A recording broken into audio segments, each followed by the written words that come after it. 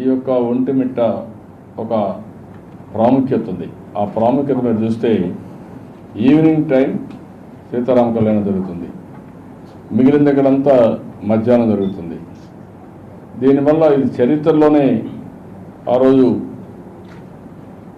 అన్ని మధ్యాహ్నం జరుగుతున్నాయి, అన్ని ఒకటిలో జరుగుతున్నాయి, అన్ని దిక్కడ పోవాలంటే పోలేం కాబట్టి ఈవినింగ్ పెట్టుకుంటే బాగుంటుందని చంద్రుడు అడిగాడని దానిపైన ఇది ఈవినింగ్కు చేంజ్ చేశారని అది చరిత్ర. రెండోది ఏకశిలానగరం, ఒక ప్రాచీన దేవాలయం. ఈ సంవత్సరం కొంతవరకు చేశాం కానీ నెక్స్ట్ ఇయర్కి ఇంకా బ్రహ్మాండంగా చేసే అవకాశాలు ఉన్నాయి.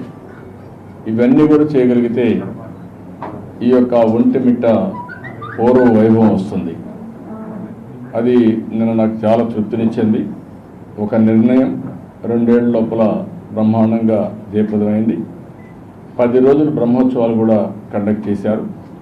దీన్ని ఇప్పుడే మినిస్టర్ గారికి చెప్పి ఒక యాక్షన్ ప్లాన్ ఒకటి తయారు చేస్తామని టీటీడీ కూడా కూర్చోబెట్టి అది తయారు చేసుకొస్తే ఇప్పటి నుంచి అక్కడ గెస్ట్ హౌస్లు కానీ హోటల్స్ కానీ అదే మరి అక్కడ ఆ చెరువు బ్యూటిఫికేషన్ కానీ అక్కడ మొత్తం environment one of the most ఒక ముఖ్యమైనటువంటి ఒక రిలీజియస్ సెంటర్గా, ఒక హోలిస్టిక్ ప్లేస్గా, ఒక పవిత్రమైనటువంటి టౌన్గా తయారు చేయాల్సిన అవసరం ఉంది.